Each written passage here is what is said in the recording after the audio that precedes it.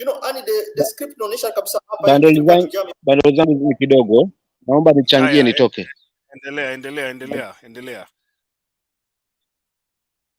Unajua Makiadi na ndugu zangu hapa, ukweli ni kwamba hakuna haja ya kubembeleza hii serikali, kwa sababu hii si serikali imechaguliwa na wananchi, na kuthibitisha hilo ni kwamba hii ni serikali ambayo imeweza kufanya mipango yake, imefanya mipango kuweza kupata uongozi.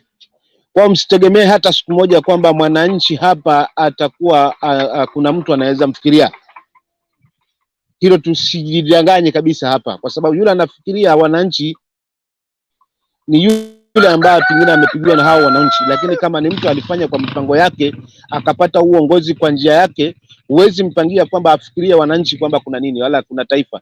Yeye atafanya kile kwake ataona ni sahihi, kwa sababu uongozi anajua vyenye alipata, dharuba aliyopata na ujua yeye mwenyewe. Na ndiposa tunapitia haya, tumepitia ya GMO tukayashuhudia, na hapo ndio kwanza hii serikali inaonyesha kwamba haina haja na Mkenya wa kawaida.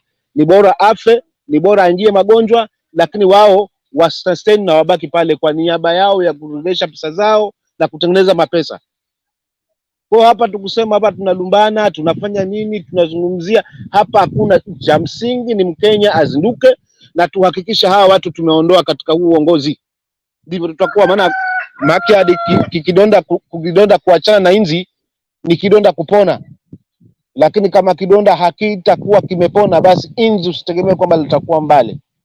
So sisi wa Kenya kuhakikisha tumeondoka katika hii hali ni kuhakikisha hii serikali tumeotoa, kwa sababu haina imani na mwananchi wa kawaida, na ndiposa wamembebesha huu mzigo na bado watamkandamiza. Kama nilivyotangulia kuzungumza tangia juzi kwamba lengo la hii serikali iko hapa ni kuhakikisha mwananchi amenyamazishwa kabisa.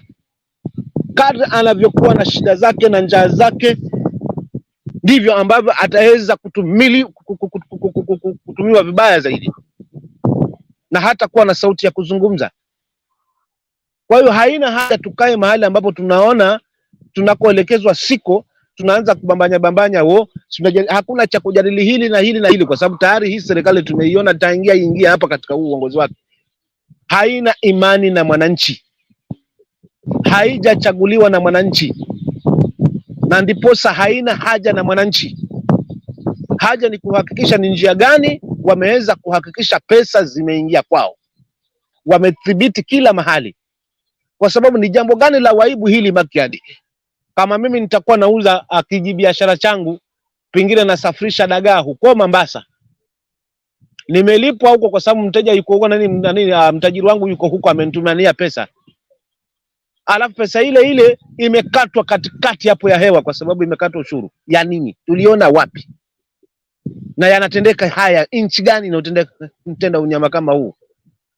Mwananchi huyo umemwapanisha vitu, vyakula viko juu, harama maisha iko juu, umemwadhibu kwa hilo, tena bado unamwadhibu hata ile pesa anayotaka kufanya nayo biashara bado uikate vile vile. Bora tu ile mradi ameingia kwa mpesa. Hii ni jambo la waibu. So Wakenya hapa sijui huwa tunasifikiria wale wanafagilia hii serikali. Ni nini haswa kina kubenefit hapa? Ni nini haswa kinakutia matumaini katika hii serikali ya hawa mabepari na wasiokuwa na roho ya utu, wala wasiofikiria hii Kenya mahali inaelekea ni wapi? Wako radhi kuhakikisha kila mtu amekandamizwa hapa, wasiwe na sauti kabisa. So tunaiwekea nini hapa?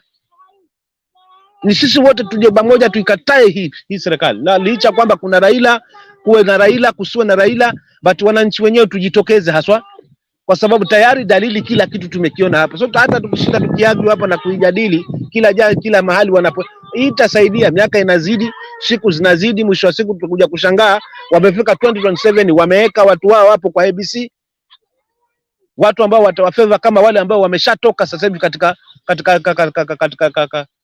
wale Chebukati wenye mstaafu. Lakini tumeiona kwamba hii serikali haijachaguliwa na mwananchi, na wanalifahamu hili. Leo kama wewe haijachaguliwa, alitumia mbinu zake akapanga mipango na kina Chebukati akaingizwa kwenye uongozi, wewe mwananchi atakufikiria?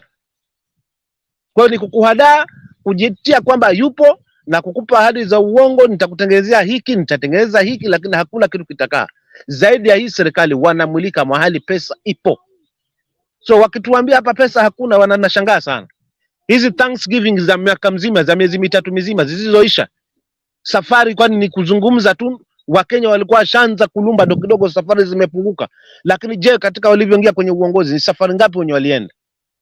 Pili, Kenya inajulikana kwa wizi na anayejulikana yuko pale mwizi. Sasa usitegemee hata mataifa mengine watupe pesa yao hapa wakati wanaelewa kabisa ni nani wenye yuko pale.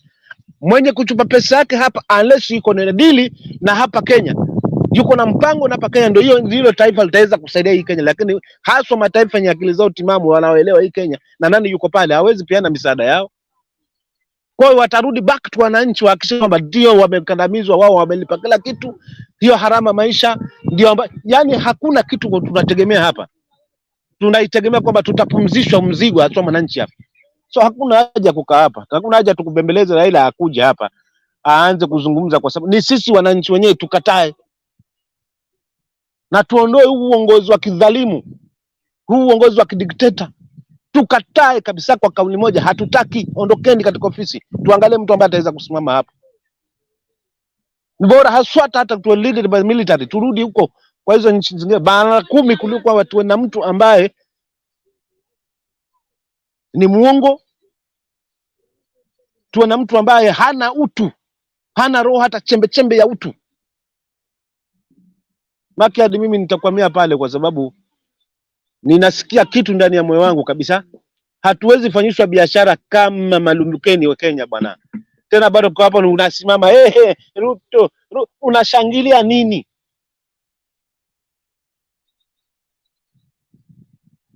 Tuna nini haswa? Kwa hivyo hapa kuna cha kujadili mambo mengi. Ni hapa ni kuhamasishana wananchi, tujitokeze tuseme hatutaki. Maana Raila ndio huyu anayetumiwa, kama ataka kuzungumza hiki kashapelekwa mahali nyingine. Akitaka kuzungumza akashapelekwa huko, anatumiwa. Sasa ni wakati wa sisi wananchi wenyewe tuzungumze, tujitokeze. We Raila kusio na Raila, wale watatusupport watusupport, wale watasema hapana, lakini uongo hapa ni lazima kichimbike. Maana hawa watu tumeshawaruhusu tayari, washaanza kukita mizizi. Maana kama ni mahakama washateka, kama ni security washateka, kama ni parliament washateka. Hakuna vyenye ambavyo sisi wananchi kama hatutaungana kwa pamoja, kabila zote hapa tunaweza ngoa hii. Tunaweza ngoa hii nani hii serikali mamlakani. So ni nguvu yetu, umoja wetu, na kuhakikisha tunafikiria ni wapi tumetoka na ni wapi tunaenda.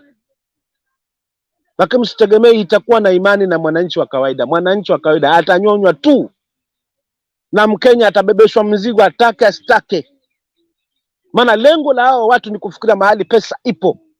Walipora na watapora.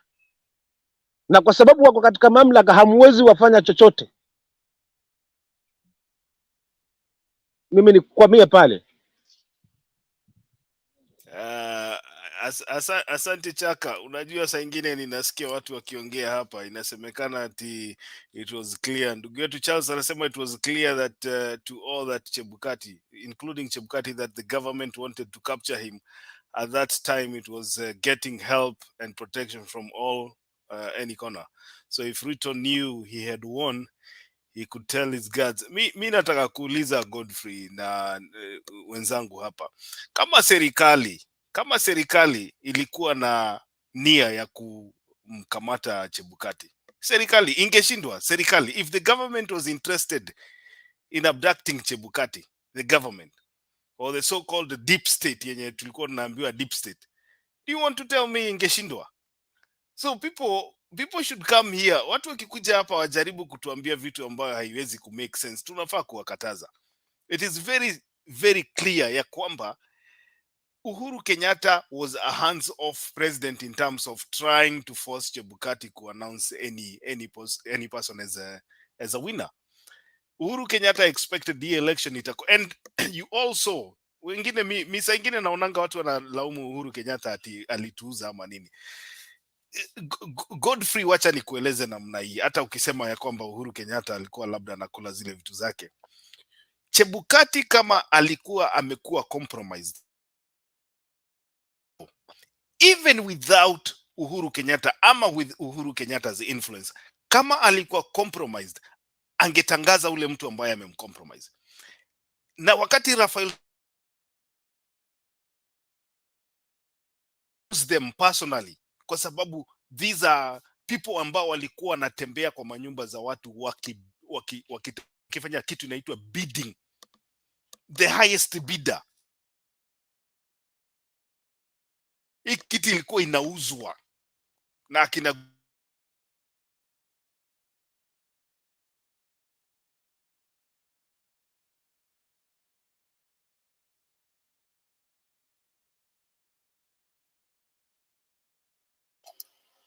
Makiadi, your network.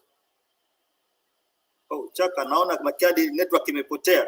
But there's something about Makiadi alikuwa anasema kuhusu kuwa tunalaumu Uhuru. Kwa Uhuru alikuwa anakula ile kiti yake. Chaka, I know very well Uhuru angetusaidia pale wakati alikuwa ashapewa. You know, he was the first person ambaye alijua results. Okay, Makiadi endelea, naona umerudi. Unajua kuna shida tunakuanga nayo hapa. Geoffrey, jana tulizungumza mjadala wote pale kama unakumbuka kuhusiana na ile swala la Uhuru. Na nikakwambia kabla hata hayo rudi tu pale futa ile taswira Uhuru alivyokuwa ameandamwa. Kwamba yeye atanataka kurule hii country akiwa nje. Na si wengine wenye kuzungumza ni hawa tumbo kwanza hawa. Na kabla ya hayo kulikuwa kuna maneno ambayo alikuwa kuna romance zenye zilikuwa zinamwandama Uhuru vibaya mno. Light kitu ambacho kilimnyamazisha nilikwambia jana, Uhuru hana roho ya jiwa, alikuwa na roho, anakuwa na roho ya nyama sawia na sisi tu.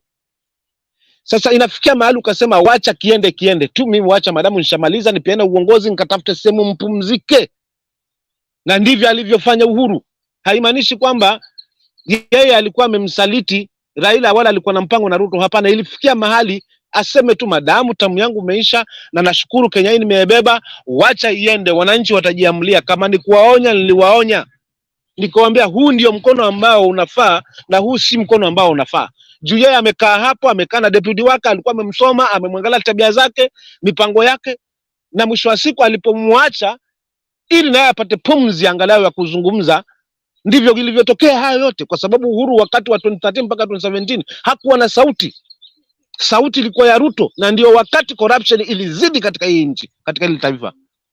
Pumzi ya Uhuru ilipatikana wakati yeye alipojoin hands na Raila Odinga, ndipo alipotokeza sasa anaweza zungumza kwa conference, ukamsikia Uhuru kweli kumbe anazungumza, lakini alikuwa amenyamazishwa.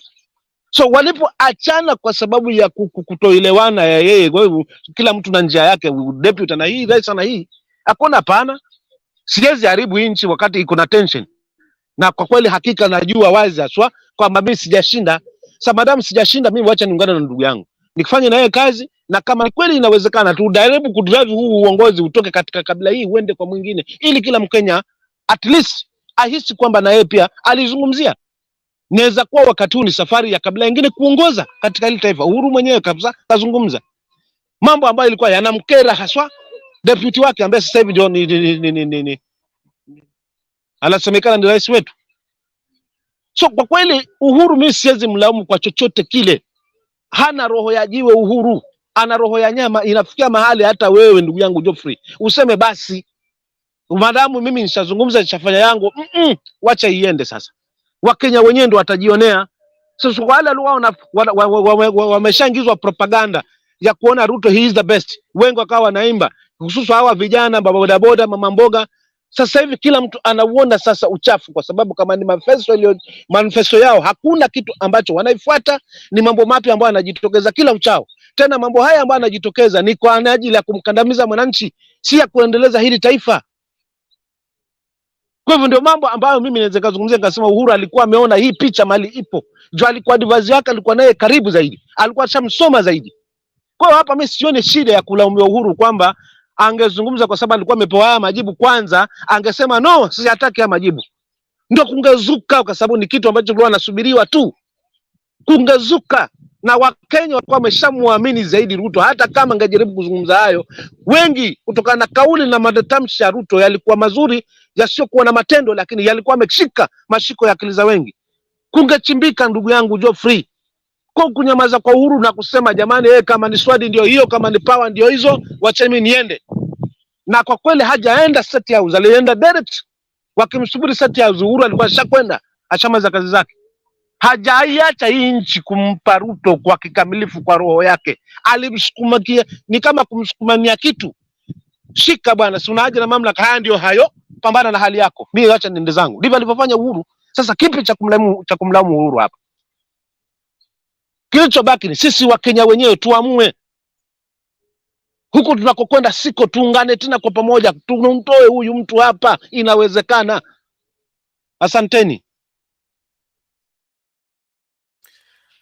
Haya, sawa ndugu Chaka. Sijui ni nani. Dakika moja hapa. Hebu kwanza nicheze kanda moja fupi hapa, alafu tuendelee.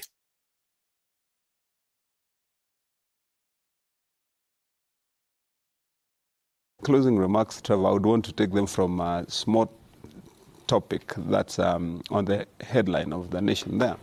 Just below there, where you have this story that 4 families in this country own more than 40% of the entire wealth of this country. Yeah. 4 families. And you know, this is the story, because, you know, this is one of the lines, you know, areas within which I'm very passionate. Because I've shouted the loudest, I've said this consistently, that we have a very oppressive system within our country that we need to correct. And that is why, Trevor, if you ask me, why did I jump the bus and immediately get into the bottom-up you know, approach to government? It's because I believe that that is the way we are going to, this is the route that we are going to use to correct some of these ills of society, where you have 4 people owning the entire wealth of more than 22 million people in the country, only owned by 4 individuals. And if you go on to read that story, it says actually about 130 people only own the entire of 70% of our GDP. 130. But look at these 4 families and ask yourself, then what hope is there? You know, Trevor, do you know that the person who lives on a small quarter-acre plot of land within Nairobi, let's say in Kariakor, pays the same, will be paying the same rate with somebody who owns Hilton Hotel? You know, and the amount that the biggest billionaire owes is taxed at the same percentage rate with the poorest person in the country. You know, that if you look at our capital gains taxing system, if you look at the brackets within which we tax our people, there is absolutely zero recognition. Yeah. If you look at the system that we should use to ensure that that taxation process results into reinvestment or bettering of the society by putting at least much more of those who have more back to society. That doesn't happen in this country. And that is why you find that if we were to proceed the way we were proceeding before, within probably another 50 years, then you would have found that this gap will have grown. And I want to finalize by saying this. This is not just talk we are having here. Yeah. It is recognized globally. Within the index of research done within the entire globe, we are number 189 of the countries with the highest inequality gap. Yeah, and that is tragedy for our people. Yeah. We must take a different turn, and I believe we have taken it now with the bottom-up approach to our economic progress moving forward. This should now start seeing a retrogression and a reduction, such that we can have a fair society and almost close to equal society, Trevor. And I want to tell you, when you have a holiday next time, go to some of these Scandinavian countries, you know, around Finland, Norway, where are those countries? Just go and see how those people live. Yeah. The inequality gaps in the Netherlands is unbelievable. Yeah. It's almost invisible. Such that everybody lives an almost fair. Okay, in our capitalistic system, we may not necessarily be able to attain that immediately, but we should be walking that way. Every person is equal in the eyes of God. Okay. All of us are. All right. Thank you. Honorable Malim. Haya, sawa, endelea Godfrey. Naona leo ameingia pia. Just 1 minute Kuna huyu jamaa anaitwa Charles Sagwara. Sijui kama umesikia umesoma hiyo kitu ameandika hapo. Anasema Makwadi, that proves to you that it was not Chebukati doctoring his results. You know, kuna kitu Charles anafaa elewe. What are we saying? Si tunasema huyu mtu aliepa. The guy aliepa from Bomas some many hours. Na alirudi na his own results. Kumbuka kwa Bomas kuna 27 constituencies zilikuwa bado hata hawaja verify results zake. Now we still had one extra day. But Chebukati alikuja na results zake na akatangaza. So Charles afadhali aelewe kwanza nini tunaongea. Acha tu kusema ati Chebukati sijui doctoring nini. Hakuna. We know what happened. Okay, Makede. Haya, sawa. Nataka kusema hivi kuhusiana na hiyo video. Unajua nilikuwa ninasema hapa, these people have no plan. These people ndio wako na serikali. Ile vitu wanatuambia ni ile vitu tumekuwa tukijua. Data. Go to the Scandinavians, enda angalia taxes zenye wanalipa, angalia Kenyans hawana mpango ya kusaidia mwananchi. Na ndio unaona mtu kama governor wa Kiambu anaweza kuja kwa TV na kusema the reason why alijump kwa sababu aliona kuna familia 4 peke yake ambazo sijui zina hold what percentage ya serikali, wakati baba ya watu wengine walikuwa natafuta, hata kama ni kuiba wanasema aliiba. Yeye walikuwa wapi? Where was his parents? You can't be blaming people right now, like I hear Rigathi Gachagua every day talking about ati sijui shamba ya Maumau. You know, these stories are becoming boring. Kila siku utakuwa unaambia watu mambo ya Maumau, nilipigania Maumau, sijui sisi ni Maumau, mimi Maumau. Blaming an individual, Uhuru Kenyatta, of the sins of his father. If baba ya Uhuru Kenyatta alipata shamba kwa njia ambayo haikuwa inafaa, you cannot continue blaming Uhuru Kenyatta. You are in power right now. You have the tools of power. If you have the ability to buy land, if central people in Mount Kenya region do not have land, na kuna mtu ambaye last time in 2012, was it 2017, hii kitu ya mashamba ililetwa kwa Uhuru Kenyatta. At that time, the Rigathi Gachagua, William Ruto and the so-called whatever KKA walikuwa upande wa Uhuru Kenyatta, na wakasema ya kwamba Uhuru Kenyatta kuwa na zile shamba ni willing buyer, willing seller, kwa sababu anasema alilipia kila shamba ambayo wako nayo saa hii. Saa hii inaonekana ya kwamba Uhuru Kenyatta anafaa kulaumiwa. This is all about politics. Uhuru Kenyatta anafaa kulaumiwa kwa sababu ya landlessness in Mount Kenya region, and we continue drumming up beating up the drums of inciting the poor against the rich. Saizi Godfrey Ouma ukienda ugonge, and this thing happened so much until people realize that it is going to take the country into the wrong direction. Ukienda uguze mtu wa bodaboda, unakumbuka this trend ya incite the poor against the rich. This is what the Kenya Kwanza government is doing its politics on. Wanaendelea kuchomea base, inaitwa kuchocha base, ya kwamba kuna watu ambao wanatufinya kwa inchi, matajiri ambao wanatufinya kwa inchi ndio wanafanya tunapata hizi shida zote. Yes, Mary, Kenyan Chepto, I keep on. Yeah, my name is Chepto. Okay, Makiadi, you know, sometimes somebody can do something, ajilete shida. There are those people who went to Rift Valley, they were from Central, and this land they were occupying, they had bought it. They go as a society and they pay for that land to occupy, and then they get the land. It's not free, they use their money to buy that big land, and then it is demarcated into pieces according to the number of people. Where are those people now? They have been displaced. Ruto cannot talk about those. Gachagua cannot talk about those. But they can only follow Uhuru, who has the right of using the land or having the land because his father worked in whichever way and he got it. He never grabbed, he bought it. He used his money by that time when people maybe they didn't have money, and he bought it. Come to think about those people who are displaced for their right land. and up to today, they have no land to occupy. That is my question, Makiadi. Yes, Godfrey, as we go to Leo.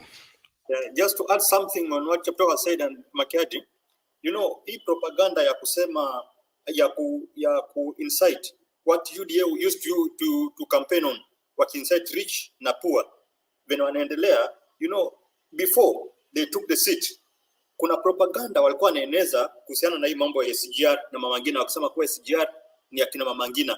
They had a lot of propaganda on the family of Uhuru first, kwa sababu anasema Uhuru sijui na ile Brookside yake alienda kamaliza Central yote, akawa ndiye yake anafanya business mingi zimekuwa zinafanya na familia ya Uhuru, which is all propaganda, but hiyo ndo amekuwa wakiendelea kuitumia mpaka leo, na walifaulu kudanganya watu wengi na wakakubaliana na mambo yao. That's why unaona hii propaganda yote, hata Ruto wesi amini kama angepata hata 2 million votes, but ile propaganda ambayo alitumia kudanganya nilifanya watu wakafikiria kuwa Ruto anakuja kusaidia kiasi ndo sasa akapata kura kidogo, but angepata hata 2 millions. The guy is full of propaganda na hakuna lolote tunaweza pata kwa huyu mtu. The 4 families, okay, bado hajataja the same family, but I know wanaongea kuhusu Uhuru yuko kwa hiyo family, the 4 families, lazima Uhuru yuko ndani. Mbona wasitaje tuambie the families ambao wanasema ndio hizi? Haya, hiyo wealth yao yote tuone kama ukweli walikuwa wanalipa tax ama hawalipi tax, kuliko kusema tu kujumuisha na hatuambii nini inaendelea. Leo nimekuwa na habari ya masiku mingi bana. Happy New Year, hatujaonana mwaka huu. Happy New Year bwana Makiadi.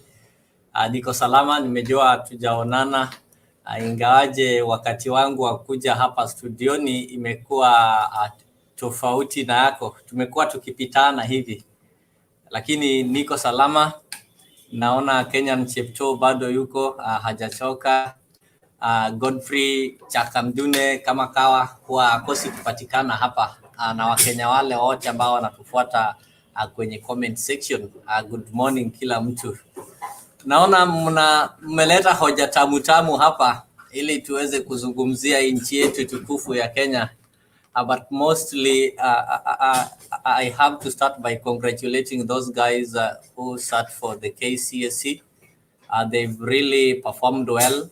So whether the exams were real or whether they were leakages or whether there were some issues, we'll have to congratulate them. We don't blame the students. With them, they were given an opportunity to sit for the exam. So whether they did it prior, that one is none of our business. Though we've seen some improvement from the previous examinations that have been taken. So we also have to give credit to the previous holders of that office. I think we had COVID, and they really managed to squeeze and ensure that the school timetable worked within the shortest time, though it was congested, but they've produced the results. That is all I can say. Then secondly, there's this conversation about hustlers. I just want to take this opportunity to tell hustlers that currently there is nothing for them. There is really nothing for hustlers, and if there is any hustler outside there who still smiles and thinks that there's something in the store, I think yesterday I heard the Deputy President Rigathi speaking somewhere, I think it was in Central, telling them that we will only be having one bar and restaurant in each town to operate 24 hours. The same was also said by the president, who said that we are going to be having one bar in each constituency. So we are now moving out from voting for your MP to represent you in the parliament, but we will also be voting for one bar and restaurant to represent you in the constituency level. So when you say that each constituency should only have one bar, and you were saying that you don't want this issue of seeing a bar at each corner, unaenda kanisani unaona bar, unaenda kwa hii kona unaona bar. There is something that he failed to tell hustlers.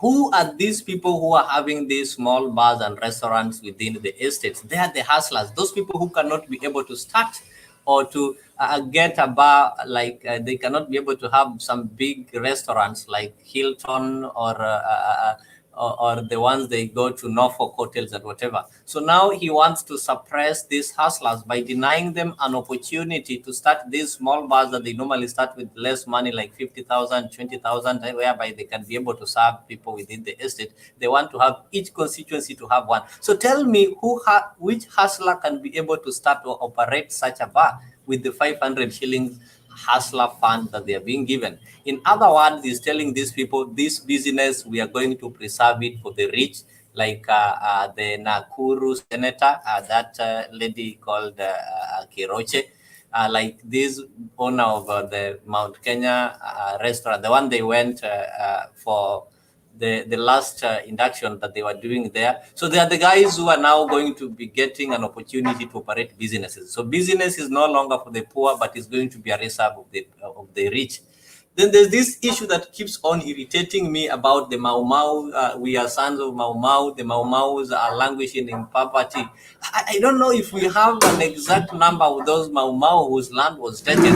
I came to realize that these stories are used politically and they only arise during campaigns.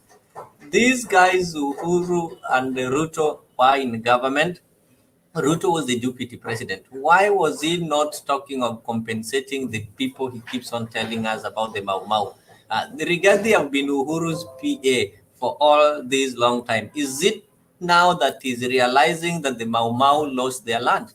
But if you look deep, I was looking at some of the revelations last week from the people, the real Mau Mau. They're really claiming that these guys did not lose land. Some of them actually refused to take the land that they were being allocated. I'm told there's somebody who was even allocated the land where we currently have these great hotels that we're having in Nairobi. And they said, no, we cannot take that land because it doesn't rain there. And they opted to go and take land somewhere in Laikipia. Some were even offered land in some places like Laikipia, and they were saying, no, that place is far. And they were selling this land at a cheaper price to the neighbors and friends. So these stories are some complicated stories that these people normally use. Wanataka kuchochea wananchi, and they also want to divert the attention from the real issues so that we start thinking of some imaginary things that are not there. So they're just trying to create some theories each and every day. And as to the matter of the things, revelations that are talking about Raila's win, I'll not comment on that because these are facts that have been there. We've always known it. We've been talking of these numbers. So people like Jeremiah Kioni cannot claim that it is when they know these things. These things even a common mwananchi. Yeah? Even a chokora in the streets knows very well, and they can tell you that Raila won with this percentage. It was in public domain. So these people really failed us. I have to say they failed us.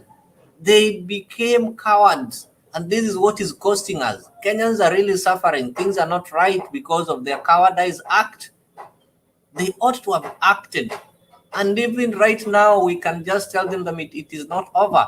They just need to act. You know, why are they delaying these other issues? We can still claim it. I know we cannot do it better than it would have been done earlier, but we still have options as citizens. We've already learned that these people we call our leaders and the secretary generals of these political parties, they are not taking this matter serious. So it is upon us now to force them to take the matter serious. I can say that currently the Mutembei TV and the Bunge la Wananchi is more active compared to people like Jeremiah Kioni, who only sit at the camp and give us some press conferences in this expensive hotel. They are doing nothing. They're not doing anything to push out the agenda of the Wananchi. So it is the right time that now the common Wananchi, we take action and act irrespective of what these other people are going to say. If we keep on waiting for them, they'll keep on giving us press conference after the other as Kenyans continue suffering. I think I'll stop there for now, but I'm still around. Thank you. Thank you so much, Leo. Good to see you. Godfrey. To add something on what Leo has said, on the issue of Kioni, exactly, those guys knew it, but just ask yourself, kwa nini wakati walikuwa wanaanza kutangaza matangazo, tunajua kabisa in Central kulikuwa na shida, but guys from Central ndio wa kwanza ambao walianza kukubali, wanasema wameshindwa, waliconcede defeat mapema sana. Yet we knew mpaka kwa TV tuliona kabisa kule Central watu wanapatikana na makaratasi, wanapatikana na form 34S za ukora, wanapeleka, but still watu waliconsider defeat mapema. Exactly, me I agree with you Leo. We were to act this kitu mapema. Hata in fact yesterday I was saying that Raila pia alitumess. You know, wakati Uhuru ameenda Central, it was not the right time for Raila ku argue watu wake wa receive Uhuru venali Ruto venali receive hivyo. No, angekataa, angeacha watu wake akae kando. Although nasikia ilikuwa strategy, but I don't believe in that. Ile iliyoisha kwa Raila pia kwa shakubali kwa Ruto ndio president, sasa wacha tufanye kazi na yeye. It was a big blunder ambayo tukosea yeye pia. You know, there are some things that we say here sometimes, and watu wanakuja kusema sisi uongea uongo. But what I can tell you is this: at the moment a president is sworn in, hata wacha mambo ya kuswea ina president, wakati IBC chairman anapatia mtu certificate ya kwamba yeye ndio amechaguliwa kama president, hiyo kitu inakuaga imeenda namna hiyo.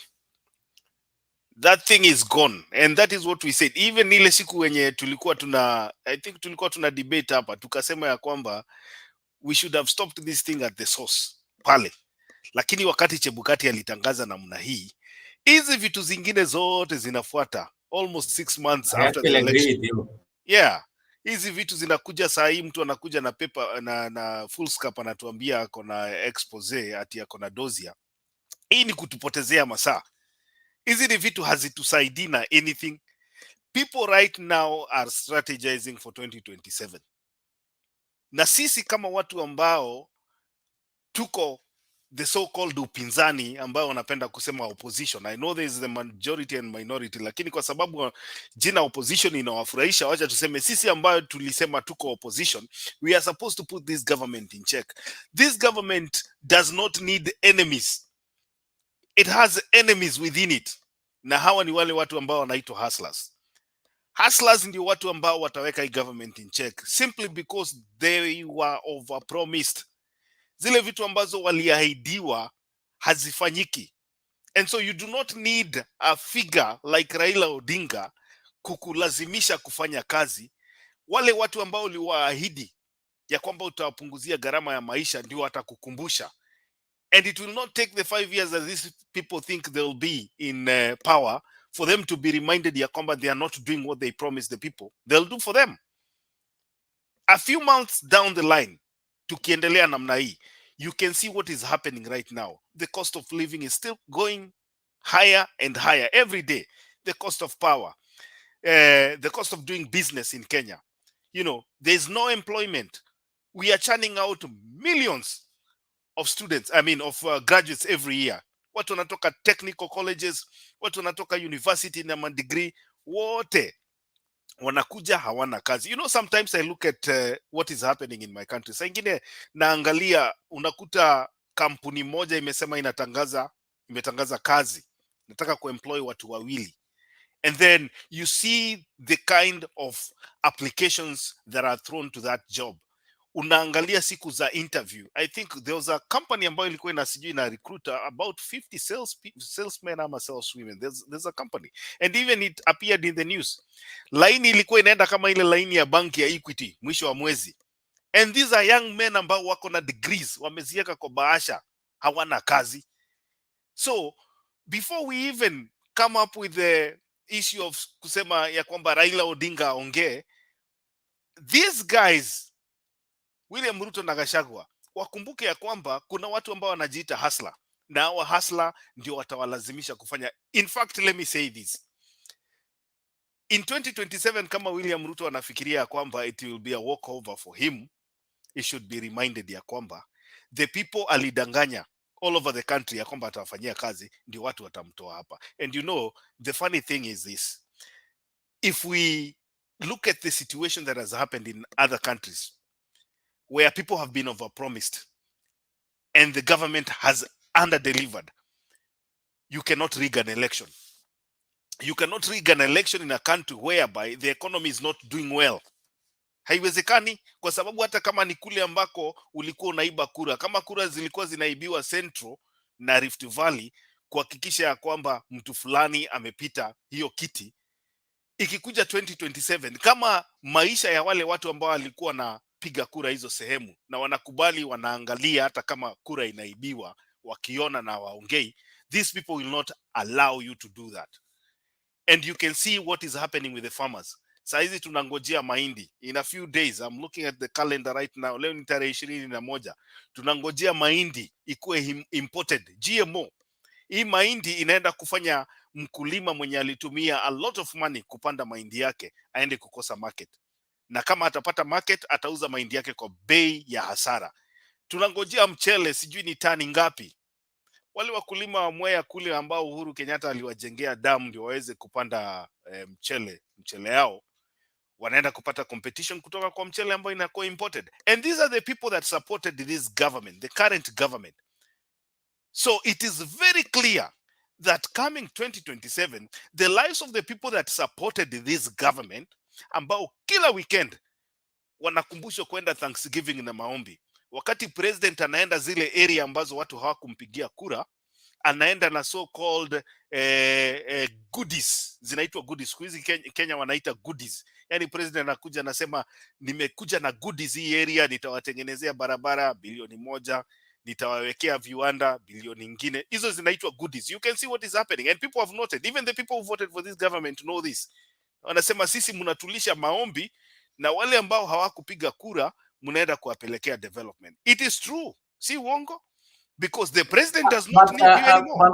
Makiadi, sorry just for interruption. You know, these things that they call that the goodies or wanapeleka maendeleo, you also have to tell Kenyans that they are being given promises of maendeleo. It is not maendeleo, they are promises. We will only talk of maendeleo once they'll have to be realized. Yeah, I agree with you. These are promises, but let me say this. Some of the things that we are seeing happening in the so-called opposition strongholds are tangible. Unaweza ona, ni kitu unaweza ona. Hata kama ni promise, it is a promise with an action on top of that. Because this person, like we said here before, this person is looking for legitimacy. And how do you legitimize yourself in areas that people don't like you? Unajipendekeza. Ukitaka kupata kamrembo pale, unapeleka gift. So hiyo gift ndio inaitwa goodies. Lakini wale watu ambao walipigia, and I have had even my friends tell me, there's no need for us to be voting for people and then wakati tunamaliza kupiga kura namna hii, these people do not remember us. Hawatukumbuki hata sisi wenye tulipiga kura, because right now they have started the tune ya kwamba sisi tulipiga kura lakini tunaletewa maombi na Thanksgiving kila weekend. Ni wapi ambapo president ameenda akasema ya kwamba ninaenda ku bring this development in the regions? And let me be specific, especially in Rift Valley. His stronghold. Ebu niambie kwa hizo siku zote zenye president amekuwa kwa hiyo kiti, niambie kitu hata kimoja ambacho ameenda kuletea watu wake, so called watu wake, in terms of development. Zero. Simply because this guy is preparing for 2027. And you know, for a good politician, unajua kwamba if you still using this method this time, it might not work for you next time. So you have to have a backup plan. So there's a high chance that the president is looking for a backup plan right now. And the backup plan might be to try and, bring more voters who did not vote for you in the previous election into your basket. The Coast Province did not vote for him. Western Province was on its own. Ukambani iko kivyake, Nyanza iko kivyake. So zile region ambazo zilikuwa zinampigia kura saa hizi, asipotimiza ahadi yao, people will not even wake up to go and vote. Right now, hata tukisema Raila Odinga, we used to say Raila Odinga is a very controversial candidate when he's running for president. He makes people go to vote. Either wengine wanaenda kumpigia kura na wengine wanaenda kupiga against Raila Odinga. So, take for instance, Raila Odinga is not running in 2027. And we have another candidate. Even the people that have been taught and coached to hate Raila Odinga will not have a reason to go and vote. And so, how do you rig an election? Yes, Godfrey. Yeah, there's one thing ambao umeongea kuhusu walkover on 2027. If we cannot address this issue right now, 2027 still hao watu watatuibia. Kumbuka what happened 07. Kibaki aliapishwa usiku. You see, na hiyo tuliona kabisa imeibiwa na akaapishwa usiku na akabaki president. So what we are trying to say, Makiadi, as much as kila kitu sha happen hivyo, we should not wait until 2027. We need to address this issue sahi. Hata kama itakuwa ni shida kiasi gani, but we need to address it sahi, kwa sababu what I know, if they are able to manipulate in Central, paki ikaonekana kwa Central alipigia wote kura Uhuru, yet and Ruto, yet hawakupiga kura, nini itakuwa ngumu? Kumbuka the guy anachukua he's taking everything right now. Ameshashika court, ameshika IBC, na kwanza sasa najua ataleta watu wake tena atateka pale pale. So nini tamshinda kuiba next time? Hata kama watu watapiga kura, still they use the same system, na watasema watu walipiga kura na amepata kiasi fulani, and still he will walk over on us. So me what I'm saying Makadi, we need to act on this thing right now. We address the issue na wananchi watoke. Mimi what I'm advocating for, I'm not advocating for vita, but I'm saying we need to address the issue. But ikiwa itafika wakati iwe ni vita, basi wacha ikuwe ni vita, lakini tusiendelee, tusikubali kukaa na government ambayo imetuibia na tunajua kabisa imetuibia. You know, there's something ambao umesema kuwa we want to address the issue mapema sana before atangazwe. But now angalia Uhuru, ndio mimi naendelea kublame Uhuru. Uhuru knew it, but akaona paka watu wanaweka red carpet, but still he kept quiet. Kwa nini keep quiet? Odo tuliona Raila kwenda pale, but at least angeongea. Yeye alikuwa ni president, akawa shajua nini inaendelea, angetoka akaambia Raila aenda kwa kiwanja, mambo yameharibika. But walinyamaza wote, wakaeka red carpet mpaka usiku, hakuna kitu, wameka mpaka red carpet imelala pale, still hakuna mtu anaongea. You know, these things walitumesa watu bana. Tusi Uhuru, we love Uhuru, but Uhuru messed us.